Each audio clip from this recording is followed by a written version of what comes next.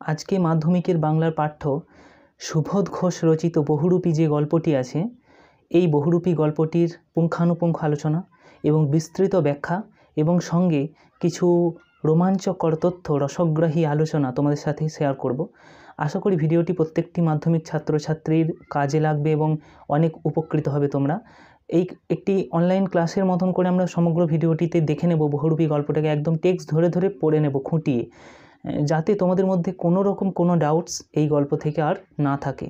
তো আমরা শুরু করছি গল্প, আর কথা না বাড়িয়ে। বহুরূপী গল্পে যাওয়ার আগে বহুরূপী এই পেশা বা এই কথাটা সম্পর্কে একটু আমাদের পরিচয় দরকার। বহুরূপী কাদের বলা হতো? বাংলাতে একটা কথা ছিল, সং সেজেছ ভেক ধরেছ, অর্থাৎ সং সাজা আর ভেক ধরা। ভেক মানে কি আর সং সাজা মানেটা কি? মানে হলো যেটা প্রকৃতপক্ষে নয়, মানুষটা যদি সেই রকম কিছু একটা সেজে মানুষের সম্মুখে উপস্থাপিত হয়, তখন এই ঘটনাটাকে ভেক ধরা বা সং সাজা বলবো। অনেক দিন আগে আমরা যখন ছোট ছিলাম তখনও এই বহুরূপী বা সেজে মানুষের সামনে উপস্থাপিত হওয়া, এটা বাংলা তথা ভারতের এক মানুষের একটা পেশা ছিল। মানে এক শ্রেণীর মানুষ এটাকে পেশা হিসেবে গ্রহণ করেছিলেন। তাঁরা বিভিন্ন জীবজন্তু, বিভিন্ন মানুষের ছদ্মবেশ, বিভিন্ন পাগল ইত্যাদি নানা বিষয় সেজে কুজে মানুষের সামনে আসতেন এবং মানুষের মধ্যে আনন্দ দিতেন, মানুষকে হতচকিত করতেন, আশ্চর্য করতেন। এইভাবে মানুষ তাদেরকে কিছু টাকা অর্থ সাহায্য দিত। এই টাকার অর্থ সাহায্য নিয়েই এই মানুষগুলোর কিন্তু দিনপাত হতো, অর্থাৎ তাদের সংসার চলতো। এখন বর্তমান সমাজে এই বহুরূপী সাজা বা সং সাজা অনেকটা বিলুপ্তির পথে। বর্তমান সমাজে কেউ আর এই পেশার সঙ্গে হয়তো নিযুক্ত নেই, খুব কম। হয়তো ট্রামে, বাসে, ট্রেনে দু একজনকে হয়তো দেখা যায় বিভিন্ন বাঁদর সাজতো, জন্তু জানোয়ার সাজতো। হ্যাঁ, তো এই বহুরূপীরা অ্যাকচুয়াল কী করতো? বহুরূপীরার কাজ ছিল যে সকাল উঠে বিভিন্ন জন্তু জানোয়ারের ছদ্মবেশ নিয়ে বা বিভিন্ন কিছু একটা সেজে, কিছু একটা থিম সেজে মানুষের সামনে যেত এবং তাদের কাছ থেকে যেটুকু ভিক্ষা দেয় সেই ভিক্ষাটা নিয়ে, চাল যার যেটুকু সেটুকু নিয়ে তাদের দিনপাত হতো। তো বহুরূপী গল্প সুবোধ ঘোষ যে রচনা করেছেন, এই বহুরূপী গল্পের মূল থিম বা মূল বিষয়বস্তুটাই কিছুটা একজন বহুরূপীর জীবনকে নিয়ে, অর্থাৎ একজন বহুরূপীর জীবনের দুঃখ, কষ্ট, যন্ত্রণা, একজন বহুরূপীর জীবনের কি সংঘাত, একজন বহুরূপীর জীবনের কি মর্মদশা, সেই ব্যাপারটাকেই সুবোধ ঘোষ তার বহুরূপী গল্পের মধ্যে তুলে ধরেছেন। তো বহুরূপী কাকে বলে ইত্যাদি বিষয়গুলো এবার জানা হলো। এবার লেখক সুবোধ ঘোষের সম্পর্কে একটু বিবরণ নিয়ে নেওয়া দরকার। 1909 খ্রিস্টাব্দে বিহারের হাজারিবাগে তিনি জন্মগ্রহণ করেছিলেন এবং পরবর্তীকালে তিনি বাংলাদেশ এবং বাংলার নানা জায়গায় ভ্রমণ করেছেন। মানে সুবোধ ঘোষের বিচিত্র জীবন ছিল। তিনি নানা পেশার সঙ্গে যুক্ত ছিলেন। কখনো বাস কন্ট্রাক্টর ছিলেন, কখনো তিনি টিকাকরণ করে বেড়েছেন কলেরার, কখনো তিনি লেখালেখিও করেছেন, কখনো তিনি সাংবাদিকতা করেছেন। বিভিন্ন পেশার সঙ্গে তিনি যুক্ত ছিলেন। তাই বিভিন্ন এই যে পেশার সঙ্গে যুক্ত থাকার ফলে তাঁর বিভিন্ন পেশা সম্পর্কে একটা বিশেষ আকর্ষণ ছিল বা বিশেষ টান ছিল। এটাও বলা যায় যে সেই পেশাগুলোকে তিনি অ্যানালাইজ করতে পেরেছিলেন, যে প্রত্যেকটা পেশাকে তিনি নানা পেশার সঙ্গে যুক্ত ছিলেন, তো অ্যানালাইজ করাটা তার পক্ষে খুব সহজতর হয়ে গিয়েছিল। তাই সুবোধ ঘোষের যদি আমরা প্রত্যেকটা গল্প বা অনেকখানি গল্পের অংশ দেখি, আমরা অনেক গল্পতেই এরকম দেখতে পাবো যে তিনি বিভিন্ন পেশার নানা সমাজকে তুলে ধরতে চেয়েছেন, বিভিন্ন পেশার লোকেদের জীবনকে তুলে ধরতে চেয়েছেন তার গল্পে। তো সুবোধ ঘোষের বিখ্যাত একটি গল্প, যেটি চলচ্চিত্রও তৈরি হয়েছে, অযান্ত্রিক, খুব একটা বিখ্যাত গল্প। তোমরা অনেকেই যদি এই ফিল্মটা না দেখে থাকো, দেখবে। অযান্ত্রিক খুব ভালো গল্প সুবোধ ঘোষের, খুব মানে বেদনাদায়ক একটা গল্প। তো সুবোধ ঘোষ সম্পর্কে আর বিশেষ কিছু জানার তোমাদের প্রয়োজন নেই। এবার আসি এই গল্পটার উৎস, অর্থাৎ তোমাদের লেখা যে বহুরূপী গল্পটি আছে না, এই সুবোধ ঘোষের লেখা তোমাদের পাঠ্য, তো এই গল্পটি কোথা থেকে নেওয়া হয়েছে? সুবোধ ঘোষের বহুরূপী গল্পটি সুবোধ ঘোষের গল্প সমগ্রহ 3য় খণ্ড থেকে গ্রহণ করা হয়েছে। এবার আসি বহুরূপী গল্পটির একটু চরিত্রগুলির পরিচয়। বহুরূপীর গল্পের মূল চরিত্রে আছে হরিদা নামের এক বহুরূপী, হরিদা বা হরি নামের এক বহুরূপী, এবং সে কলকাতার একটা ছোট্ট জায়গায় থাকে, একাই থাকে, তার জীবন আর কেউ নেই, খুব দারিদ্র দশা, বহুরূপীর কাজ করেছে।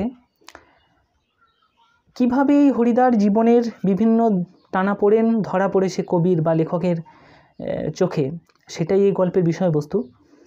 এবং হরিদার কিছু বন্ধু আছে, তাঁরা সন্ধেবেলায় হরিদার ঘরে এসে আড্ডা গল্প করে। আর আছে একজন চরিত্র জগদীশবাবু। জগদীশবাবু কে না হরিদা যে পাড়ায় থাকে সেই পাড়ার একজন বিশিষ্ট নামকরা ধনী ব্যক্তি। এবং এই গল্পে আরেকটা চরিত্র পাবো, একজন হিমালয় থেকে আসা সন্ন্যাসী চরিত্র। এই কটা চরিত্র মোটামুটি এই গল্পে তোমরা দেখতে পাবে। এবার চলে আসি যে এই গল্পটার একটু বিষয়বস্তু আমরা ছুঁয়ে যাই। হ্যাঁ, হরিদা নামে যে বহুরূপীটি বললাম, সেই বহুরূপীর জীবন সংগ্রাম এবং জীবনের পথ চলার কতটা কঠিন, সেই কঠিনতাটাকেই এই গল্পটির মূল উপজীব্য বিষয়বস্তু করে তুলে ধরা হয়েছে। হরিদা নামের যে বহুরূপী, তার জীবনের যে কষ্ট দুঃখগুলি ছিল, অর্থাৎ বহুরূপীর সাজে আর সেরকম টাকা হয় না, বহুরূপী সেজে কোনো দিন দুবেলা দুমুঠো খাবার জোটে, কোনো দিন দুমুঠো খাবারও জোটে না, কোনো দিন উপোস থাকতেও হয়। সেই ঘটনাও আমরা দেখতে পাবো গল্পের মধ্যে। এক সন্ন্যাসী জগদীশবাবু, যিনি সেই পাড়ার একজন বিশিষ্ট ধনী ব্যক্তি, তার বাড়িতে এসেছেন। তিনি নাকি হিমালয় থেকে এসেছেন। তো হরিদার কাছে যারা বন্ধুবান্ধবরা, তার পাড়ার ছেলেরা গল্প করতে আসে, তারা হরিদাকে বলে যে একজন বিশিষ্ট সন্ন্যাসী জগদীশবাবুর বাড়িতে এসছে, তো হরিদা তুমিও একদিন এইভাবে সাজো, বিশিষ্ট সন্ন্যাসী সেজে জগদীশবাবুর কাছে যাও, তোমাকে কিছু টাকা দেবে উপহার, মানে তোমার অ্যাক্টিংয়ে বা অভিনয়ে মুগ্ধ হয়ে জগদীশবাবু হয়তো কিছু অনুদান দেবে, সেটাতে হয়তো তোমার কিছুদিন চলবে। তো হরিদা বলে যে আমি এরকম অভিনয় করব বা করব না, সেরকম কিছু বলে না। তো হঠাৎ জগদীশবাবুর কাছে এই ছেলেগুলো ক্লাবের খেলার চাঁদা নিতে যায়। সেই সন্ধেতেই একজন সন্ন্যাসী, কাম বিরোধী, যিনি মানে তার কোনো লোভ লালসা কিচ্ছু নেই, সেরকম সন্ন্যাসী জগদীশবাবুর বাড়িতে পদার্পণ করে। তার পায়ের ধুলো নিতে জগদীশবাবু তার চরণে স্পর্শ করার জন্য অনেক কিছু করে তার চরণ স্পর্শ করতে পারেন। পরিশেষে দেখা যায় যে এই জগদীশবাবু সন্ন্যাসীকে জীবন ধারণ করার জন্য অল্প কিছু টাকা, 100 টাকা গিফট অর্থাৎ সাহায্য দিতে চায়। কিন্তু এই যে বললাম নির্লোভী সন্ন্যাসী, তাই সে টাকাকে উপাখ্যান করে যে আমি টাকা নেব না, কারণ লোভ নেই, সন্ন্যাসীর কি লোভ থাকে? লোভ থাকবে না। তো এই টাকাকে উপেক্ষা করেই সন্ন্যাসী চলে যায়। তো সেখানে যারা ক্লাবের ছেলেরা ছিল, যারা হরিদার কাছে বসে, সেই ছেলেগুলোই, তারা কিন্তু চমকে ওঠে যে এটা হরিদা বলে তো মনে হচ্ছে না, কারণ এত নিপুণ অভিনয় এবং হরিদার গলার কণ্ঠস্বরও এটা নয়, তাহলে এটা কে? এটা কি সত্যিকারের সন্ন্যাসী? তো সন্ন্যাসী যখন জগদীশবাবুর কাছ থেকে বিদায় নেয়, তখনই তৎক্ষণাৎ সেই ছেলেরা ছুটে এসে হরিদার বাড়িতে দেখে হরিদা উনুনে জাল দিচ্ছে। তখন হরিদাকে জিজ্ঞাসা করতে চাওয়া হয় যে হরিদা তুমিই ছিলে তো এটা? তখন হরিদা বলে যে হ্যাঁ আমিই ছিলাম। তাহলে তখন ছেলেরা জিজ্ঞেস করে যে আমরা তো অবাক হয়ে গিয়েছিলাম তোমার অভিনয় দেখে, সত্যিই অনবদ্য তোমার বহুরূপী সাজ, অনবদ্য তোমার অভিনয় দেখে আমরা মুগ্ধ যে তুমি একজন প্রকৃষ্টরূপে বহুরূপী। শুধু সাজই না, সেই অভিনয়ে বা অ্যাক্টিংয়ে বা সেই চরিত্রে তুমি একদম নিজেকে মিলিয়ে ফেলাও, যাতে তোমার মধ্যে কোনো আর সেই তোমার গুণই থাকে না, তুমি যেটা সাজো সেই রকম হয়ে যাও। তো তখন বলে যে তুমি জগদীশবাবুর 100 টাকা দেওয়াটা ফিরিয়ে দিলে কেন? তো তখন হরিদা বলে যে ওই যে বললাম আমি একজন নির্লোভী সন্ন্যাসী সেজেছি, তাই আমার লোভ হওয়াটা উচিত নয়, কারণ একজন বহুরূপী শুধুমাত্র যে রূপ ধারণ করে সেটা তো নয়, তার প্রকৃত অ্যাক্টিং অর্থাৎ যে চরিত্রে সে অভিনয় করছে সেই চরিত্রটাকে নিপুণতার সাথে নিজের মধ্যে সমাবেশ করা, এটাও বহুরূপীর গুণ। এরকম হরিদা জানায় যে সেই জন্য আমি 100 টাকাকে প্রত্যাখ্যান করি, যে আমি একজন নির্লোভী সন্ন্যাসী সেজেছি, আমি লোভ করতে পারি না, আমার পেশায় সেটা বলা নেই। এই হচ্ছে মোটামুটি গল্পের কাহিনী।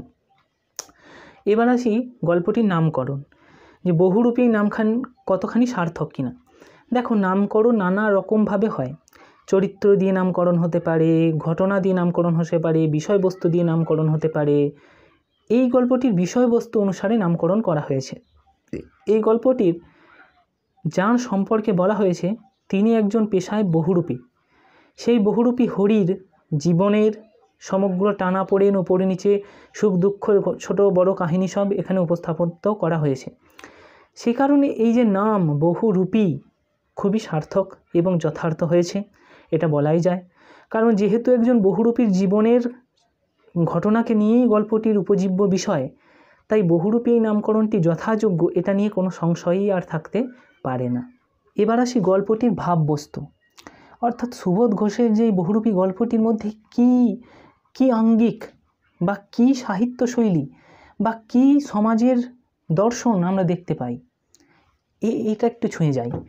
দেখো, গল্পকার শুধুমাত্রই একটা বহুরূপীর জীবনকে তুলে ধরেননি, এখানে তিনি বহুরূপী এই যে পেশায় যে ধর্মাবলম্বী, অর্থাৎ এই পেশায় যারা অবলম্বন করে জীবিকা ধারণ করছে, যারা জীবন ধারণ করছে, সেই সমস্ত মানুষের দিক থেকে এই বহুরূপী জীবিকাটা কতটা কষ্টদায়ক, যে কোনো দিন অভাব অনটনের মধ্যে থাকে, কোনো দিন ভাতও জোটে না, এইটা কতটা বেদনাদায়ক হতে পারে, সেই আঙ্গিক কিন্তু এখানে তুলে ধরা হয়েছে।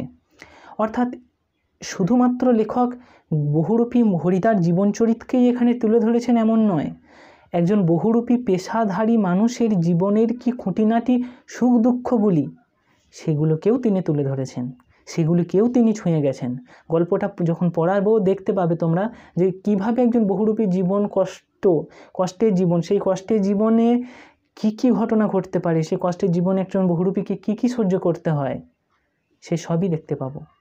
তাই এই গল্পটির মোটামুটি ভাববস্তু এটাই বলা যায় যে আমরা বহুরূপী একটা পেশার সমগ্র যে পেশা, যে একটা জগৎ, সেই সমগ্র পেশা জগতের মানুষের ভাবনা, মানুষের দুঃখ কষ্ট সুখ দুঃখের প্রতি একটা সুন্দর চিত্র আঁকতে পেরেছেন লেখক। এবার গল্পের টেক্সট ধরে নিপুণ পাঠ, একদম পুঙ্খানুপুঙ্খ অনলাইন ক্লাসের মতো করে চলে যাই, সেখানে তোমরা টেক্সট ধরে সমস্ত বিষয়টা বুঝে নাও। তো আর দেরি না করে চলে এসেছি আমরা টেক্সটে। যেমনটা বললাম, বহুরূপী এই গল্পটির টেক্সট ধরে আলোচনা শুরু হবে এবার। তো তোমরা ভিডিওটি দেখতে থাকো এবং যদি ভালো লাগে অবশ্যই একটা লাইক করবে, কারণ বহু কষ্ট করে তোমাদের জন্য এই ভিডিওগুলি তৈরি করেছি। তো দেখো, চলে যাই টেক্সটে, একদম নিখুঁতভাবে আলোচনা করব, প্রত্যেকটি জায়গা ধরে ধরে বুঝিয়ে তোমাদেরকে টেক্সটটি ক্লাসের মতো করে বুঝিয়ে দিচ্ছি। দেখো, হরিদার কাছে আমরাই গল্প করে বললাম, শুনেছেন হরিদা কি কাণ্ড হয়েছে? উনানের মুখে ফু দিয়ে আর অনেক ধোঁয়া উড়িয়ে নিয়ে হরিদা এইবার আমাদের কথার জবাব দিলেন, না কিছুই শুনিনি। জগদীশবাবু কি কাণ্ড করেছেন শোনেননি হরিদা? হরিদা, না রে ভাই, বড় মানুষের কাণ্ডের খবর আমি কেমন করে শুনবো, আমাকে বলবেই বা কে? এই প্যারার মধ্যে আমরা পেলাম যে হরিদাকে লেখক বা গল্পকথক তিনি একটা কাণ্ডর কথা বলতে চাইছেন, যে একটি কাণ্ড ঘটেছে, সেটি হরিদা জানে কি না। তো হরিদা তার প্রত্যুত্তরে জবাব দিলেন যে সেই কাণ্ড সম্পর্কে তাঁর কোনো খবর নেই, অর্থাৎ তিনি সেই কাণ্ডের কোনো তথ্যও জানেন না। 7 দিন হলো এক সন্ন্যাসী এসে জগদীশবাবুর বাড়িতে ছিলেন। খুব উঁচু দরের সন্ন্যাসী, হিমালয়ের গুহাতে থাকেন, সারা বছর শুধু একটা হরিতকি খান, এছাড়া আর কিছুই খান না। সন্ন্যাসীর বয়স 1000 বছরেরও বেশি বলে অনেকেই মনে করেন। হরিদা, সন্ন্যাসী কি এখন আছেন? না, চলে গিয়েছেন। আক্ষেপ করে হরিদা, থাকলে একবার গিয়ে পায়ের ধুলো নিতাম। অর্থাৎ জগদীশবাবু গ্রামের সবথেকে বড় মানুষ। তাঁর বাড়িতে একটি সন্ন্যাসী এসেছিলেন, যাকে হিমালয়ের 1000 বছরের বয়সী সন্ন্যাসী বলে বলা হচ্ছে, এখানে গল্পকথক বলছেন। তো হরিদা তাঁর খবর চাইছেন যে তিনি আছেন কিনা, তার পায়ের ধুলো নিতেন। এবার দেখো, তা পেতেন না হরিদা, সে ভয়ানক দুর্লভ জিনিস। শুধু ওই একা জগদীশবাবু ছাড়া আর কাউকে পায়ের ধুলো নিতে দেননি সন্ন্যাসী। হরিদা বলছে, কেন? জগদীশবাবু একজোড়া কাঠের খড়মে সোনার বোল লাগিয়ে সন্ন্যাসীর পায়ে ধরলেন। তখন বাধ্য হয়ে সন্ন্যাসী পা এগিয়ে দিলেন, নতুন খড়ম পরলেন, আর সেই ফাঁকে জগদীশবাবু পায়ের ধুলো নিয়েছিলেন। হরিদা, বাহ, এ তো বেশ মজার ব্যাপার। হ্যাঁ, তাছাড়া সন্ন্যাসীকে বিদায় দেওয়ার সময় জগদীশবাবু 100 টাকার একটা নোট জোর করে সন্ন্যাসী ঝোলার ভিতরে ফেলে দিলেন। সন্ন্যাসী হাসলেন আর চলে গেলেন। গল্প শুনে খুব গম্ভীর হয়ে গেলেন হরিদা। অনেকক্ষণ চুপ রইলেন। আমরা কি বলছি বা না বলছি সেই দিকে হরিদার যেন কানই নেই। হরিদার উনানের আগুন তখন বেশ গনগন হয়ে জ্বলছে। আমাদের চায়ের জন্য 1 হাঁড়ি ফুটন্ত জল নামিয়ে দিয়ে হরিদা তাঁর ভাতের হাঁড়িটিকে উনানে চড়ালেন। শহরের সবচেয়ে সরু এই গলিটার ভিতরে এই ছোট্ট ঘরটা হরিদার জীবনের ঘর, আর আমাদের 4 জনের সকাল সন্ধে আড্ডার ঘর। চা, চিনি আর দুধ আমরাই নিয়ে আসি। হরিদা শুধু উনুনের আগুনে আঁচে জল ফুটিয়ে দেন। হরিদাকে সেই সম্পর্কে এখানে একটু বলা হচ্ছে যে শহরের যেখানে গল্পকথকরা যে পাড়ায় থাকতেন, সেখানে তার কয়েকজন বন্ধু মিলে হরিদার বাড়িতে সন্ধেবেলায় আড্ডার দেওয়ার জন্য আসতেন। তাঁরা দুধ, চিনি সব নিয়ে আসতেন, হরিদা শুধু উনুনে জল ফুটিয়ে চা বানিয়ে দিত। খুবই গরিব মানুষ হরিদা। এবার হরিদার পরিচয় সম্পর্কে আমরা একটু জেনে নেব। গল্পকথক বলছেন, খুবই গরিব মানুষ হরিদা, কিন্তু কাজ করতে হরিদার প্রাণের মধ্যেই যেন একটা বাধা আছে। ইচ্ছে করলে কোনো অফিসে কাজ কিংবা কোনো দোকানের বিক্রিওয়ালার কাজ পেয়ে যেতে পারেন হরিদা, কিন্তু ওই ধরনের কাজ হরিদার জীবনেও পছন্দ নয়। একেবারে ঘড়ির কাঁটার সামনে সময় বেঁধে দিয়ে আর নিয়ম করে নিয়ে রোজই একটি চাকরি করে যাওয়া হরিদার পক্ষে সম্ভব নয়। হরিদার উনুনের হাঁড়িতে অনেক সময় শুধু জল ফোটে, ভাত ফোটে না। এই একঘেয়ে ভাবটাকে সহ্য করতে হরিদার আপত্তি নেই, কিন্তু একঘেয়ে কাজ করতে ভয়ানক আপত্তি। অর্থাৎ হরিদার অর্থনৈতিক এবং সামাজিক বা পারিবারিক অবস্থার বিবরণ গল্পকথক এখানে দিলেন। তিনি একজন খুবই অতি সামান্য দরিদ্র মানুষ, কাজ করেন না, কিন্তু কাজ করতেই পারেন চাইলেই, কিন্তু তিনি চান না যে কোনো বাঁধা ধরা কাজ তার জীবনে আসুক। কিন্তু বাঁধা ধরা এই দারিদ্র্যের অবস্থাকে তিনি মেনে নিয়েছেন, বাঁধা ধরা এই দারিদ্র্যকে তিনি সহ্য করবেন বা করছেন, কিন্তু কোনো বাঁধা ধরা কাজে তিনি মনোনিবেশ করবেন না। এমনই হরিদার স্বভাব। তারপরে দেখো, হরিদা জীবনে সত্যিই একটি নাটকীয় বৈচিত্র্য আছে, আর সেটাই যে হরিদার জীবনের পেশা। হরিদা মাঝে মাঝে বহুরূপী সেজে যেটুকু রোজগার করেন তাতেই তার ভাতের হাঁড়ি দাবি মিটিয়ে দিতে চেষ্টা করে। মাঝে মাঝে সত্যিই উপোস করেন হরিদা। তারপর একদিন হঠাৎ আবার এক সকালে কিংবা সন্ধ্যায় বিচিত্র ছদ্মবেশে অপরূপ হয়ে পথে বের হয়ে পড়েন। কেউ চিনতেই পারে না। যারা চিনতে পারে 1-2 আনা বকশিস দেয়, যারা চিনতে পারে না তারা হয় কিছুই দেয় না, কিংবা বিরক্ত হয়ে 2-1 পয়সা দিয়ে চলে যায়। তাহলে হরিদার পেশা কি? গল্পকথক এই প্যারাটিতে হরিদার পেশা সম্পর্কে বললেন যে হরিদা কাজ করেন একজন বহুরূপীর। মাঝে মধ্যে তিনি বহুরূপীর ছদ্মবেশ নিয়ে বেরোন এবং কিছু পয়সা অর্জন করেন, সেটা দিয়েই তাঁর কোনো রকম দিনপাত হয়। এবার দেখো, একদিন চকের বাস স্ট্যান্ডের কাছে ঠিক দুপুরবেলাতে একটা আতঙ্কের হল্লা বেজে উঠেছিল। একটা উন্মাদ পাগল, তার মুখ থেকে লাল ঝোল পড়ছে, চোখ দুটো টকটকে লাল, আর কোমরে একটা ছেঁড়া কম্বল জড়ানো, গলায় টিনের কৌটোর একটা মালা। পাগলটা এক থান ইঁট হাতে তুলে নিয়ে বাসের উপরে বসা যাত্রীদের দিকে তেড়ে যাচ্ছে। চেঁচিয়ে উঠেছে যাত্রীরা, দুটো একটা পয়সা ফেলেও দিয়েছে। একটু পরেই বাসের ড্রাইভার কাশীনাথ ধমক দেয়, খুব হয়েছে হরি, এইবার সরে পড়ো, অন্যদিকে যাও। ওটা কি বহুরূপী? বাসের যাত্রী কেউ হাসে, কেউ বা বেশ বিরক্ত হয়, কেউ আবার বেশ বিস্মিত। সত্যিই খুব চমৎকার পাগল সাজতে পেরেছে তো লোকটা। অর্থাৎ হরিদার বহুরূপী যে সাজ, তিনি পাগল সাজতেন বা যাই সাজতেন, সেটির নিপুণতা, খুবই নিপুণ সাজতেন। অর্থাৎ একটা সত্যিকারের পাগলের সঙ্গে হরিদার সাজা পাগলের কোনো তফাৎ মেলানো যেত না।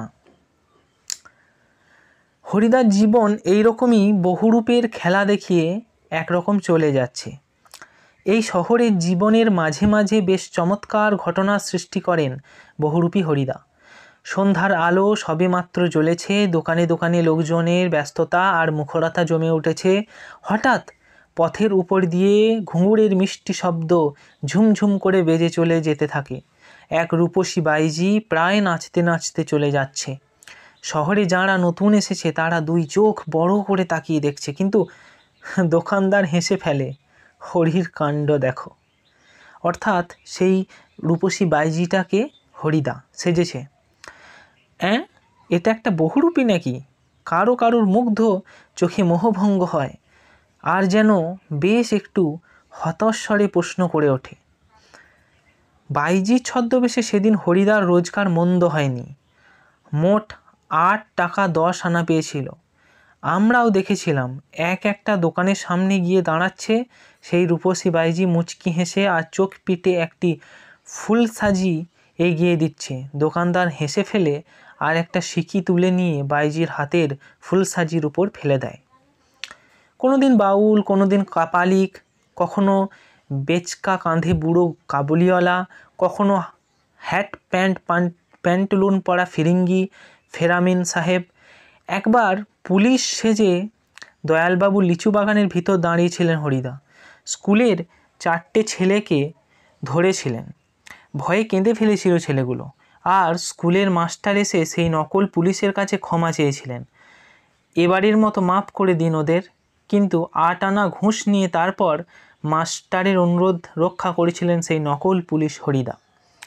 হরিদার বিচিত্র সেই বহুরূপী সাজের বিবরণ গল্প কতক এখানে দিচ্ছেন, যে হরিদা বহুরূপী সাজে কিভাবে নানান বেশভূষায় পারদর্শী, এবং তিনি নানান বেশভূষায় কিভাবে নিজেকে খাপ খাইয়ে নেন এবং একদম বিচিত্র রূপ ধারণ করেন, যেখানে আসলের সঙ্গে নকলের তফাৎ করা কিন্তু যায় না।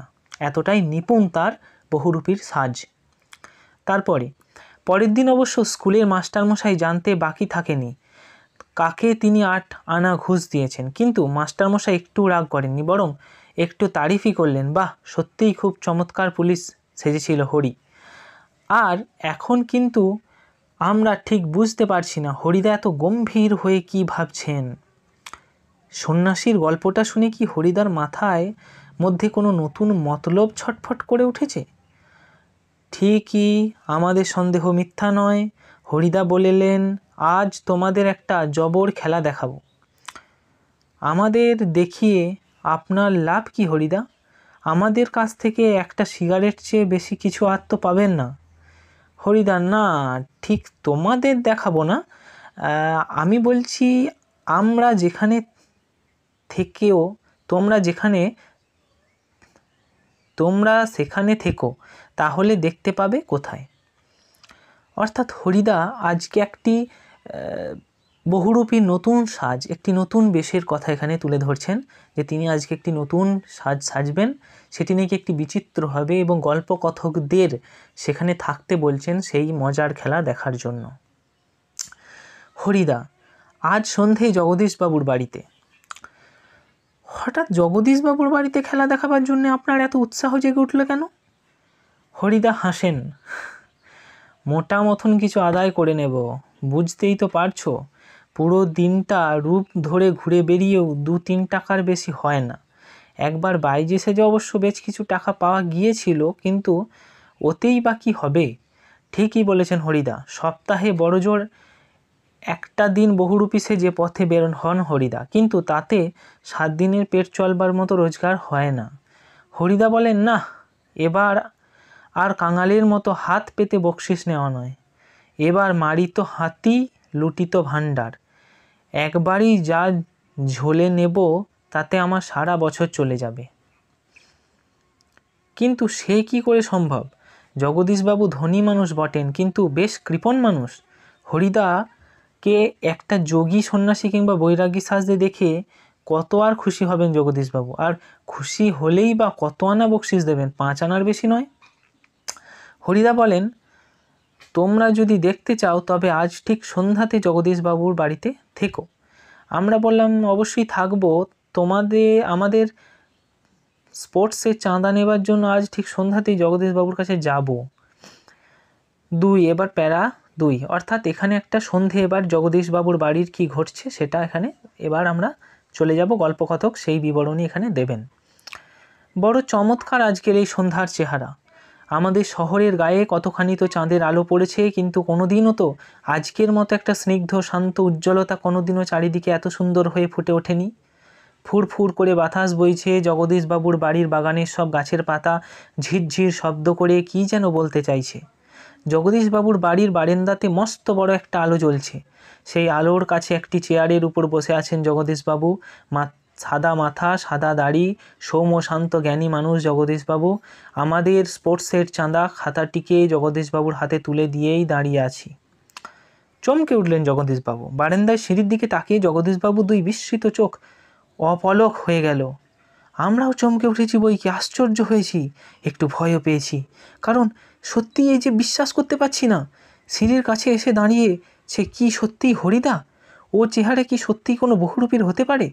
জটা জুটোধারী কোনো সন্ন্যাসী নয়, হাতে কমণ্ডল নেই, চিমটি নেই, মৃগচর্মের আসনও সঙ্গে নেই, গৈরিক সাজও নেই, আধুর গা, তার উপর একটি ধপধপে সাদা উত্তরীয়, পরনে ছোট বহরের একটি সাদা থান, মাথায় ফুরফুর করে উঠছে শুকনো সাদা চুল, ধুলোমাখা হাত পা, একটা ঝোলা, সেই ঝোলার ভিতর শুধু একটা বই, গীতা বের করে কি যেন দেখলেন এ আগন্তুক, তারপর নিজের মনেই হাসলেন। আগন্তুক এই মানুষটি যেন এই জগতের সীমার উপর থেকে হেঁটে হেঁটে চলে এসেছেন। শীর্ণ শরীরটাকে প্রায় অশরীরী একটা চেহারা বলে মনে হয়, কিন্তু কি অদ্ভুত উদাত্ত শান্ত উজ্জ্বল একটি দৃষ্ট আগন্তুকের চোখ থেকে ঝরে পড়ছে। জগদীশবাবুর বাড়ির ঘটনা। সন্ধেবেলায় গল্পকথকরা জগদীশবাবুর কাছ থেকে খেলার চাঁদা আদায় করতে গিয়েছেন। সেখানে আগন্তুক সন্ন্যাসী এসে উপস্থিত। সেই সন্ন্যাসীর বেশভূষার বিবরণ এখানে দেওয়া হচ্ছে। সেটি কি সত্যিই হরিদা? সেই নিয়ে গল্পকথকদের মধ্যে সংশয়, কারণ এই সন্ন্যাসীর বেশভূষা এতটাই নিপুণ যে হরিদার পক্ষে হয়তো এত নিপুণ বেশভূষা করা কিভাবে সম্ভব, গল্পকথকে সেই নিয়েই সংশয়। উঠে দাঁড়ালেন জগদীশবাবু। আসুন। আগন্তুক হাসেন। আপনি কি ভগবানের চেয়েও বড়? জগদীশবাবু কিছু ভেবে বললেন, কেন কেন আপনি একথা বলছেন মহারাজ? আমি মহারাজ নই, আমি এই সৃষ্টির মধ্যে এক কণা ধুলি, কিন্তু আপনি বোধ হয় 11 লক্ষ টাকার সম্পত্তির অহংকারে নিজেকে ভগবানের চেয়েও বড় বলে মনে করেন, তাই ওখানেই দাঁড়িয়ে আছেন, নেমে আসতে পারছেন না। সেই মুহূর্তে সিঁড়ি ধরে নেমে যান জগদীশবাবু। আমার অপরাধ হয়েছে, আপনি রাগ করবেন না। আগন্তুক আবার হাসেন। আমি বিরাগী, রাগ নামের কোনো রিপু আমার নেই, ছিল একদিন, সেটা পূর্বজন্মের কথা। জগদীশবাবু বলুন, এখন আপনাকে কিভাবে সেবা করব? বিরাগী বললেন, ঠান্ডা জল চাই, আর কিছু চাই না। ঠান্ডা জল খেয়ে তিনি নিয়ে হাঁপ ছাড়েন বিরাগী। এদিকে ভবতোষ আমার কানের দিকে ফিস ফিস করে বলল, না না, হরিদা নয়, হতেই পারে না, অসম্ভব, হরিদার গলার স্বর এরকমের নয়। বিরাগী বলেন, পরম সুখ কাকে বলে জানেন? সব সুখের বন্ধন থেকে মুক্ত হওয়া। ভবতোষের কানের কাছে এগিয়ে দিয়ে অনাদি বলেন, শুনছো তো, এসব ভাষা কি হরিদার মুখের ভাষা হতে পারে? জগদীশবাবু ততক্ষণে সিঁড়ির উপরে বসে পড়েছেন। বোধ হয় বিরাগীর পা স্পর্শ করবার জন্য তার হাত দুটো ছটফট করতে শুরু করেছে। জগদীশবাবু বললেন, আমার এখানে কয়েকটা দিন থাকুন বিরাগীজি, আপনার কাছে একটা আমার প্রাণের অনুরোধ। 2 হাত জড়ো করে বিরাগীর মুখের দিকে তাকিয়ে থাকেন জগদীশবাবু। বিরাগী হাসেন। বাইরে খোলা আকাশে থাকতে আর ধরিত্রীর মাটিতে স্থান থাকতে আমার এক বিষয়ী দালানে বাড়ির ঘরে থাকবো কেন বলতে পারেন? বিষয়ীও মানে ভোগের জিনিস যেগুলোকে বলা হয় সেগুলোকে বিষয়ী বলা হয়। এগুলো দর্শনের কথা, দর্শনের তত্ত্ব, ঠিক আছে? মানে দর্শন বলতে কি মনস্তাত্ত্বিক ব্যাপার, যে বিষয়ীয় যে দালান বাড়ি, সেই বিষয়ীয় দালান বাড়িতে থাকতে যাব কেন বলতে পারেন বিরাগীজি? সেটা বলছি। বিরাগীজি, জগদীশবাবুর গলা স্বরের আবেদন করুণ হয়ে ছলছল করে। বিরাগী বলেন, না, আপনার এখানে জল খেয়েছি, এই যথেষ্ট। পরমাত্মা আপনার কল্যাণ করুক, কিন্তু আপনার এখানে থাকা আমার পক্ষে সম্ভব নয়। জগদীশবাবু, তবে অত্যন্ত একটু আজ্ঞা করুন, যদি আপনাকে কোনো... বিরাগী, না না, যার কাছে পড়ে আছি তিনি আপনার চেয়ে কিছু কম নয়, কাজেই আপনার কাছে তো কিছু চাইবার দরকার হয় না। জগদীশবাবু, তবে কিছু উপদেশ শুনিয়ে যান বিরাগীজি, নইলে আমি শান্তি পাব না। বিরাগী, ধন জন যৌবন কিছুই নয় জগদীশবাবু, ওসব হলো সুন্দর সুন্দর একটি বঞ্চনা। এই লাইনটি খুবই পরীক্ষায় আসে। ওসব হলো সুন্দর সুন্দর এক বঞ্চনা। হ্যাঁ, এর ব্যাখ্যাটা আমি একটু বলে দিচ্ছি। মন প্রাণের সব আকাঙ্ক্ষা নিয়েই শুধু সেই একজনের আপন হতে চেষ্টা করুন, যাকে পেলে সেই সৃষ্টির সব ঐশ্বর্য হয়ে যায়। আচ্ছা, আমি চলি। ধন মানে হচ্ছে লোকজন, জন মানে হচ্ছে লোকজন, ধন মানে সম্পত্তি, যৌবন মানে হচ্ছে রূপ। এই কিছুই এই জগতে চিরস্থায়ী নয়, এই কিছুই এই জগতের চিরসত্য নয়। অর্থাৎ কোনোটিই চিরস্থায়ী থাকে না। ধনও কখনো থাকে না, লোকজনও কখনো চিরস্থায়ী বেঁচে থাকে না, যৌবনও কখনো চিরস্থায়ী থাকে না। তাই এইসবের অহংকার থেকে বেঁচে থাকাই মানুষের বিরাগী হওয়া বা সন্ন্যাসী হওয়ার একমাত্র পরম পন্থা।